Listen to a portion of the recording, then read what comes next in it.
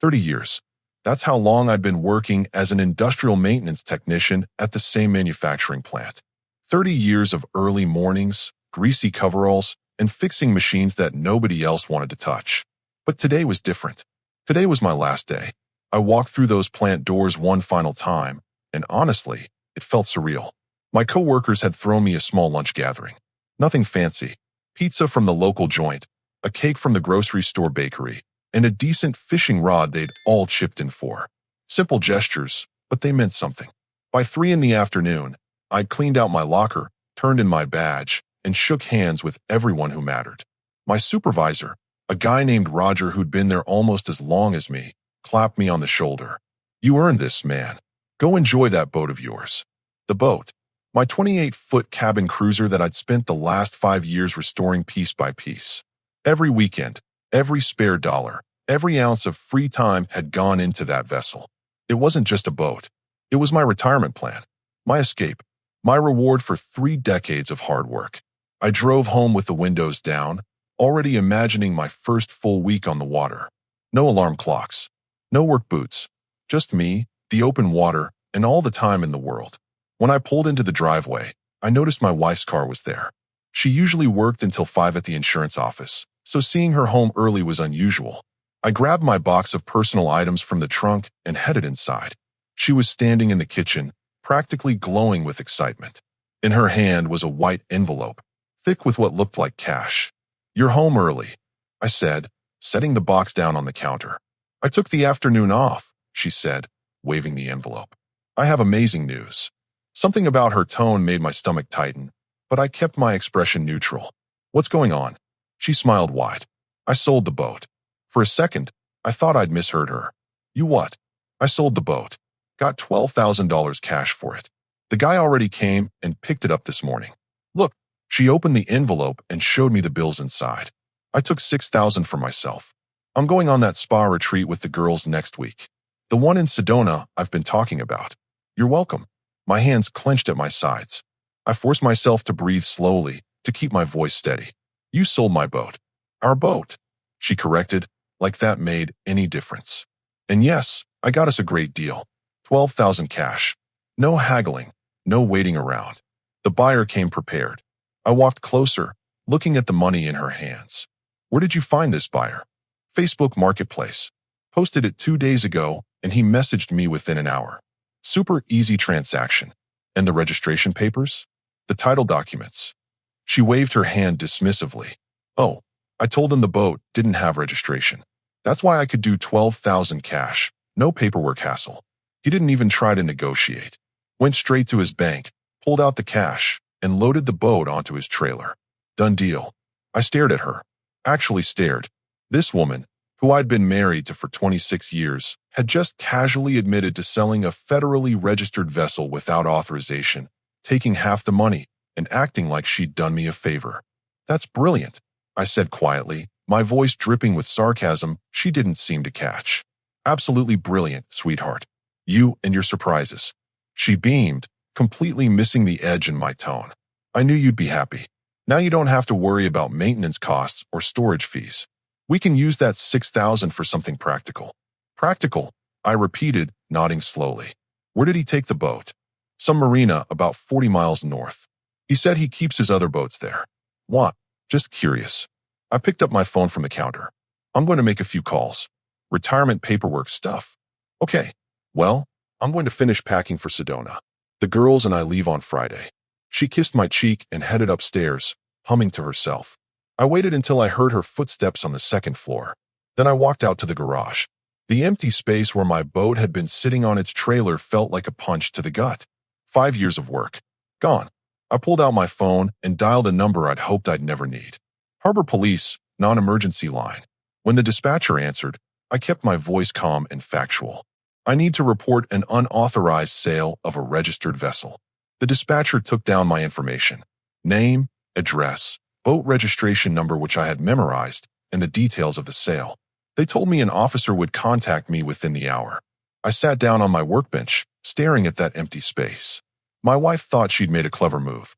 Thought she'd pocketed $6,000 and tied up a loose end. She had no idea what was coming. And honestly, I was going to enjoy watching her find out. I stayed in the garage for another 20 minutes, just processing everything. The harbor police dispatcher had been professional, almost sympathetic. They'd dealt with situations like this before, apparently. Unauthorized sales of registered vessels weren't as uncommon as you'd think. When I finally went back inside, my wife was upstairs in the bedroom.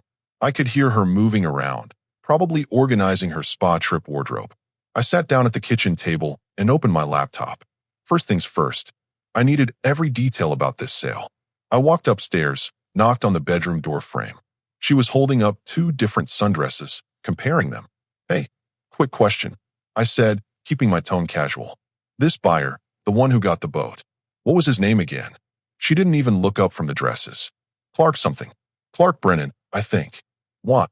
Just want to make sure everything's squared away. Where exactly did you say that marina was?" Harborview Marina. About 40 miles up the coast. He sent me the address when he said he'd store it there." She finally glanced at me. "Why all the questions?" I shrugged. 30 years in maintenance taught me to document everything. How did the actual transaction go down? He just showed up with cash. She set the dresses on the bed, warming up to the story now. It was so easy. He messaged me on Facebook Monday night. Said he'd been looking for a boat exactly like ours. Tuesday morning, he drove over with this big trailer. I showed him the boat. He walked around it for maybe 10 minutes, then said he'd take it. Drove to his bank, came back an hour later with $12,000 in cash. Counted it right here in the driveway. Did he ask about registration at all? Yeah, he asked if I had the title. I told him straight up that the boat wasn't registered, that we just kept it for personal use and never bothered with all that bureaucracy. He said that was fine. He'd handle getting it registered himself if he wanted to. Then he hooked it up and left. I nodded slowly. "And you met him through Facebook Marketplace?" "Yep. Posted it Sunday night with some photos. Had 3 people interested by Monday, but Clark was the serious one. Cash in hand, no games." "Smart," I said, though the word tasted bitter. "You get his phone number?" She picked up her phone from the nightstand, scrolled through her messages. "Yeah, here. Why do you need it?" "Just being thorough. You know me." She read off the number, and I typed it into my phone. Then she went back to packing, already mentally on that spa retreat. I went back downstairs and straight to my filing cabinet in the home office. Second drawer, green folder. Every document related to that boat was in there.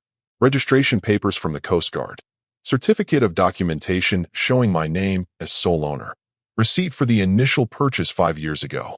Receipts for every single part I'd bought to restore it. Insurance papers. Tax documents showing I'd paid personal property tax on it every year. The boat was registered and documented. Federally. My name only. I took photos of every document with my phone, then made copies on the printer. The whole time, I could hear my wife upstairs, humming while she packed. My phone rang. Unknown number with a local area code. "This is Officer Winters with Harbor Police. Am I speaking with the owner of the vessel reported as unauthorized sale?" "Yes, sir, that's me. I've got your report here. Can you confirm the registration number for me?" I read it off from the documents in front of me. "All right, that matches what we have in the federal database. Your vessel is indeed registered and documented under your name alone. Now, you mentioned your wife conducted the sale." "That's correct. Sold it this morning for $12,000 cash to a buyer named Clark Brennan. Told him it wasn't registered." There was a pause. She told the buyer it wasn't registered. Her exact words to me were that she told him the boat didn't have registration, and that's why she could do $12,000 cash without paperwork. And the buyer took possession of the vessel this morning, loaded it on a trailer, and took it to Harborview Marina, about 40 miles north of here. Officer Winters made it sound like he was writing notes. "Okay, here's what's going to happen. We're going to locate that vessel, which shouldn't be difficult if it's at Harborview. We'll need to verify the registration numbers match. Then we'll be contacting both the buyer and your wife for statements.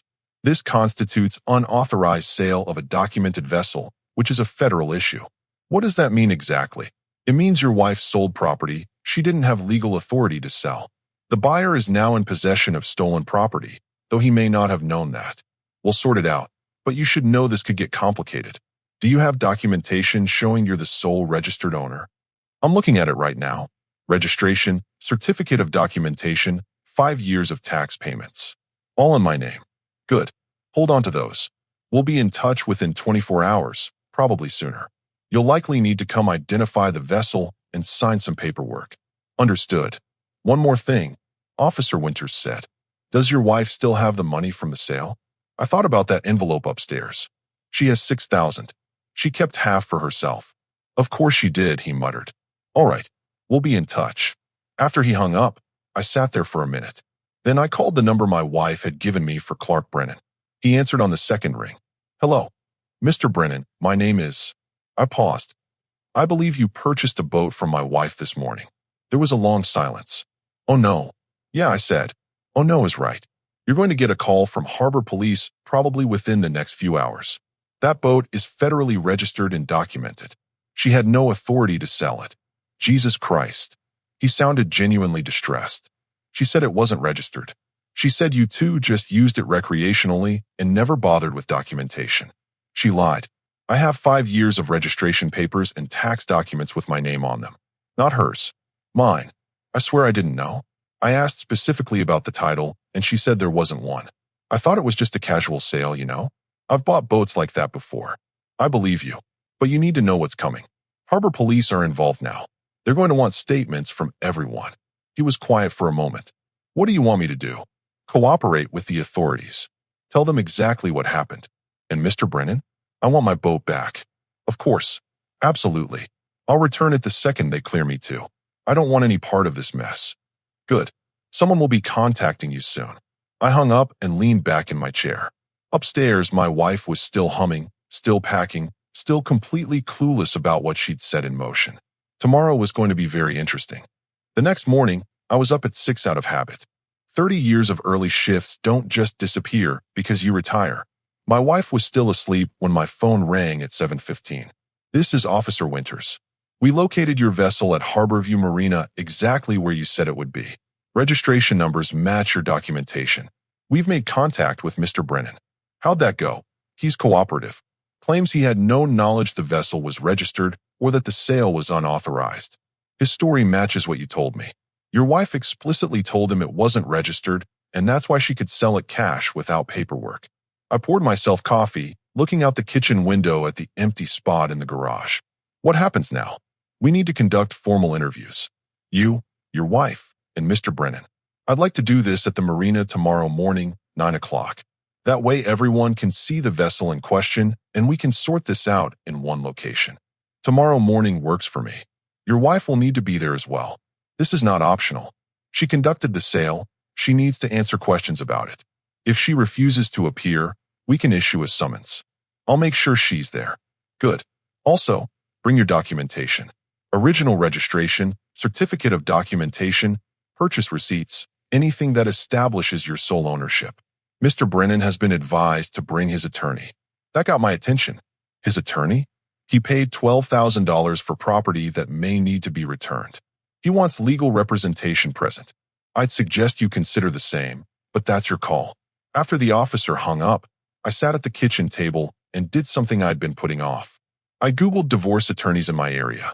First 3 results all had good reviews. I called the one whose website mentioned experience with asset disputes. A woman named Patricia Hoffman. Her receptionist said she had an opening at 2 that afternoon.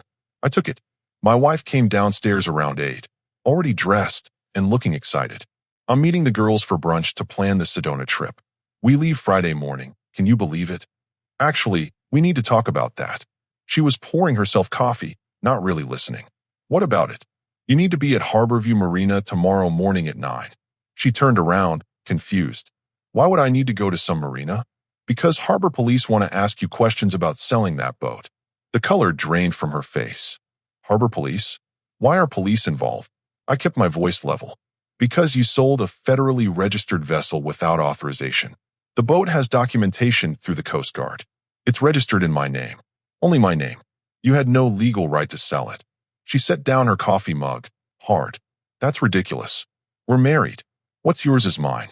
I can sell whatever I want. That's not how federal registration works. The vessel is documented property. Think of it like a car title. You can't sell someone else's car just because you're married to them. This is insane. It was just sitting in the garage collecting dust. I got us $12,000. You got yourself $6,000 for a spa trip. And now you're going to have to answer questions about why you told the buyer the boat wasn't registered when you knew I'd been paying registration fees and taxes on it for 5 years. She stared at me. How do you know what I told him? Because I talked to him. His name is Clark Brennan, remember? He's pretty upset about the situation. He's bringing his attorney to the meeting tomorrow. His attorney? Her voice went up an octave. Why does he need an attorney? Because he just bought stolen property for $12,000 and he wants it back. Stolen? I didn't steal anything. That boat has been in our garage for years. My garage. My boat. My registration. Your unauthorized sale. I stood up and grabbed my keys. Be ready tomorrow morning at 8:30. Marina is 40 miles away and we can't be late. I'm not going anywhere. This is harassment. Officer Winters said if you refuse to appear, they'll issue a summons. Your choice. Show up voluntarily or show up because you have to. Either way, you're showing up. I left her standing in the kitchen and drove to my appointment with Patricia Hoffman. Her office was in a newer building downtown. Professional, but not flashy. She was maybe 50, with sharp eyes and a no-nonsense handshake. So, she said after I'd explained the situation, your wife sold your registered boat without permission, pocketed half the money, and is now facing questions from Harbor Police. That's the summary. And you're here because I want a divorce. This isn't the first time she's made financial decisions without consulting me, but it's definitely the last. She made notes on a legal pad. How long have you been married? 26 years. Any children? 2. Both adults, living on their own. Assets. House is paid off, in both names. 2 cars, both paid off. My pension from 30 years at the plant. Her 401k from the insurance office. Savings account with about $40,000. Some investments. Debts. None. We paid off everything 5 years ago when I started the boat restoration. She looked up from her notes. The boat. What's it actually worth? I put about $28,000 into buying and restoring it over 5 years. Current market value is probably $35,000 to $40,000 for a vessel in that condition. Patricia wrote that down, and she sold it for $12,000 to the first buyer who showed up with cash. Without your knowledge or consent. Correct. She leaned back in her chair. This is actually helpful for divorce proceedings. It demonstrates financial irresponsibility and what we call dissipation of marital assets. Even if the boat is in your name alone, selling it secretly and pocketing the money looks very bad for her in court. Can I get the boat back? From the buyer? Probably. He'll want his money back, obviously. From your wife? The $6,000 she took? Absolutely. That'll be part of the settlement. What about her Sedona trip? Patricia smiled slightly. I wouldn't pack for Sedona if I were her. I left her office with a retainer agreement signed and a plan in motion. Tomorrow at the marina was going to be the opening act. The divorce papers would be the finale. When I got home that evening, my wife's car wasn't in the driveway. Probably still out with her friends planning that trip that wasn't going to happen. I went into my office and started organizing every financial document I could find. Bank statements, investment accounts, mortgage papers from when we'd paid off the house, insurance policies, everything. She came home around 9, carrying shopping bags. What's all that? I asked. New clothes for Sedona. The outlets were having a sale. She set the bags down. And I've been thinking about tomorrow. I talked to my sister, and she said I don't have to go to that marina meeting. She said it's intimidation and I can refuse. Your sister isn't a lawyer. Neither are you. No, but I talked to one today, and she confirmed that Harbor Police can absolutely require your presence. So unless you want this to get worse, you'll be in the car tomorrow morning at 8:30. She crossed her arms. Fine, but I'm not answering any questions without my own lawyer. Then you better call one tonight, I said. Meeting's at 9 whether you're ready or not. She stormed upstairs. I heard her on the phone a few minutes later, probably calling attorneys and discovering that most of them don't take emergency clients the night before a Harbor Police interview. I sat in my office until midnight, organizing documents and thinking about how different my retirement was turning out from what I'd planned. But honestly, watching her panic was almost worth it. The drive to Harborview Marina was silent. My wife sat in the passenger seat staring out the window, her jaw tight. She'd spent the previous evening calling every attorney she could find. None of them could meet with her on such short notice, and the ones who answered said they'd need a retainer fee she apparently wasn't willing to pay.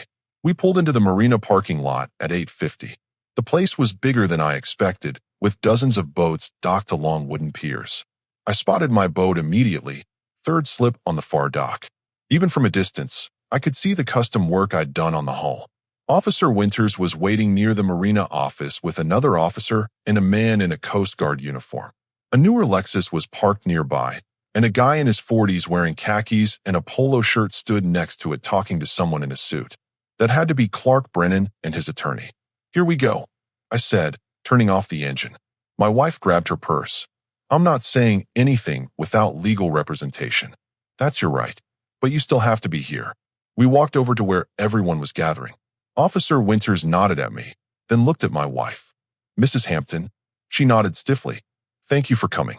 This is Officer Rodriguez and Lieutenant Chen from the Coast Guard. We're here to sort out the situation regarding the vessel in question." He gestured to Clark and his attorney. "This is Mr. Brennan, the buyer, and his attorney, Mr. Sterling." Clark looked miserable. His attorney looked annoyed. "Let's walk down to the boat," Officer Winters said. "Easier to discuss this when everyone can see what we're talking about." We formed an awkward procession down the dock. My wife's heels clicked on the wood planks. She dressed like she was going to a business meeting, navy blazer and slacks. Trying to look professional, I guess. When we reached the slip, everyone stopped. There was my boat, exactly as I'd left it except for being 40 miles from home. Lieutenant Chen pulled out a tablet and compared something on the screen to the registration numbers on the hull. Confirmed. "This vessel is federally documented, registered too." He looked at me. "You are the owner listed on the registration." "Yes, sir. I have all the paperwork with me." "May I see it?" I handed over the folder I prepared. Registration certificate, documentation papers, 5 years of tax receipts, the original bill of sale from when I bought it, receipts for every major part and repair. Lieutenant Chen reviewed everything carefully while everyone waited. Finally, he looked up. "This documentation is in order. The vessel has been properly registered and taxed. Sole owner is listed as the individual who reported the unauthorized sale." He looked at my wife. "Ma'am, can you explain why you told the buyer this vessel wasn't registered?" She lifted her chin. "I'm not answering questions without an attorney present." "That's your right," Officer Winters said. "But I need to inform you that we have a statement from Mr. Brennan claiming you explicitly told him the boat had no registration, and that's why the sale price was $12,000 cash with no paperwork. Is that accurate?" She said nothing. Mr. Sterling, the buyer's attorney, stepped forward. "Officer, my client acted in good faith. He asked specifically about registration and was told by the seller that no such documentation existed. He paid fair market value for an undocumented vessel. Now he's learned the vessel is not only registered, but that the seller had no authority to complete the transaction. My client wants his money returned immediately." Clark nodded vigorously. "I don't want any trouble. I just want my $12,000 back and to walk away from this mess." Officer Winters looked at my wife. "Do you have the $12,000? Her face went pale. "I have $6,000. Where's the other 6? "I used it for personal expenses." "What kind of personal expenses cost $6,000 in 2 days?" She didn't answer. I spoke up. "She booked a spa resort in Sedona.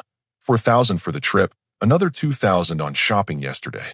Mr. Sterling turned to his client and muttered something. Clark's face went red. Lieutenant Chen closed the folder. "Here's the legal situation. This vessel is documented federal property.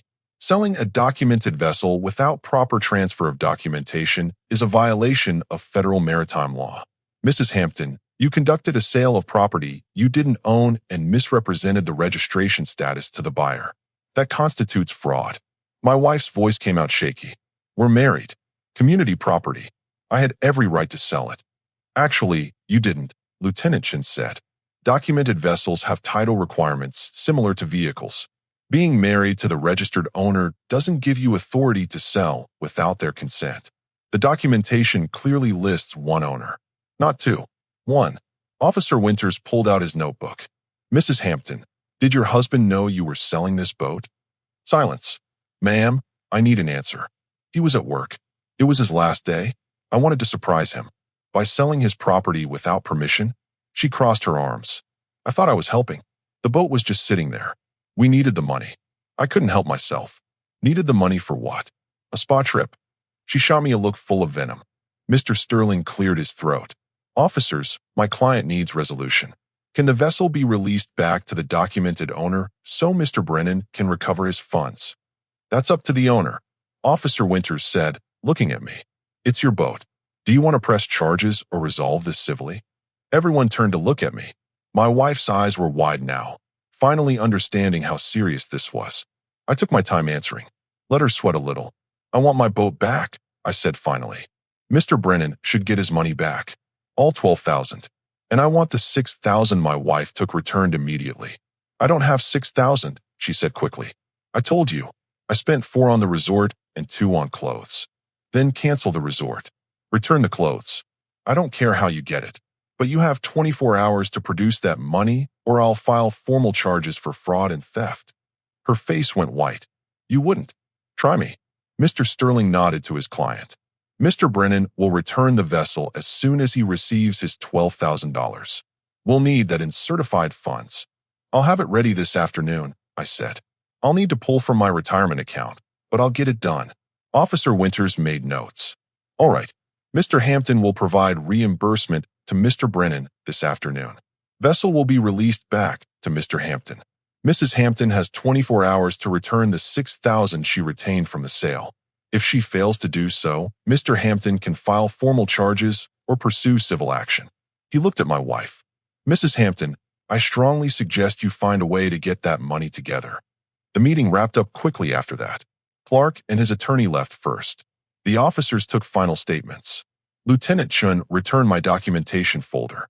My wife stood on the dock staring at the water, her arms wrapped around herself. Let's go, I said. The drive home was even quieter than the drive there. Halfway back, she finally spoke. You're really going to make me pay back $6,000? Every cent. I can't cancel the resort. It's non-refundable. That's your problem. The clothes were final sale. Then you better start making calls to your family. Because in 24 hours, if I don't have that money, I'm filing charges and divorce papers. She turned to stare at me. Divorce? You sold my retirement. What did you think was going to happen? She faced forward again, and I swear I saw her hands shaking. Good. That afternoon, I went to my bank and withdrew $12,000 from my retirement savings. It hurt, but not as much as losing the boat would have. I met Clark at the marina, handed him the certified check, and watched him sign the release papers. I'm sorry this happened, he said as he shook my hand. Your wife seemed so normal when we talked. Yeah, well, appearances can be deceiving. I drove my boat home on the trailer, parked it back in the garage where it belonged. The empty space was filled again. It felt right. When I got inside, my wife was on the phone in the kitchen. I could hear her side of the conversation. Mom, I need to borrow $6,000. It's an emergency. Pause. No, I can't explain right now. Please, I'll pay you back. Longer pause. Fine. What about $4,000 then? She hung up and immediately dialed another number. Her sister this time, from the sound of it. Same desperate pitch. Same rejection. I walked past her to my office and logged into our bank accounts. Then I changed every password. Checking, savings, credit cards. All of it. I set up alerts so I'd know if she tried to access anything. Next, I called the credit card companies and put freezes on all our joint cards. Explained there was a dispute, requested new cards be sent to my attorney's office. 20 minutes later, I heard her trying to use her card. What do you mean it's declined? There's money in that account. She came storming into my office. What did you do? Secured our assets. You're not spending another dime until this is resolved. You can't do that. That's my money too. Actually, I can. And I did. You have 24 hours to return $6,000. However you get it is up to you. She tried to log into the bank account on her phone. You changed the passwords? Sure did. Her face went from angry to panicked. How am I supposed to get the money if I can't access our accounts? Call your friends. The ones you were going to Sedona with. Borrow from them. She stared at me like I'd grown a second head. Then she grabbed her phone and left the room. Over the next few hours, I heard her making call after call. Her voice got more desperate each time. Her friends apparently weren't as generous as she'd hoped. One by one, they all said no. By evening, she was sitting at the kitchen table with her head in her hands. I walked in and set an envelope in front of her. She looked up. What's this? Divorce papers. Patricia Hoffman is my attorney. You have 30 days to respond. She opened the envelope with shaking hands and pulled out the papers. Her eyes scanned the first page. You're actually doing this. Did you think I wouldn't? Over a boat. Over respect. Over trust. Over you selling my property and stealing $6,000 for a vacation. I leaned against the counter. The boat was just the final straw. She set the papers down. I'll get you the money. I'll figure something out. You have until tomorrow afternoon. After that, I'm filing criminal charges. For what? Fraud. Theft. Take your pick. She looked at me with something close to hatred. I've given you 26 years. And I gave you a home, a life, and the benefit of the doubt way too many times. We're done. The next morning, she came downstairs with a check from her mother. $4,500. She'd also sold some jewelry to a pawn shop for the rest. Here, she said, practically throwing it at me. $6,000. Are you happy now? I picked up the check and examined it. I'll deposit this today. And yes, actually, I am. She grabbed her purse and headed for the door. Where are you going? I asked.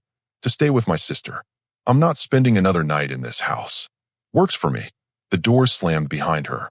I stood there in the quiet house, holding a check that represented everything that had gone wrong with my marriage. Then I walked out to the garage and looked at my boat. Tomorrow, I'd take it out on the water. First trip of my retirement. Without her. 3 months later, the divorce was finalized. Patricia Hoffman had done her job well.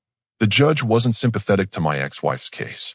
Selling documented property without authorization, lying to the buyer about registration, and pocketing half the proceeds for personal luxury spending didn't look good in court.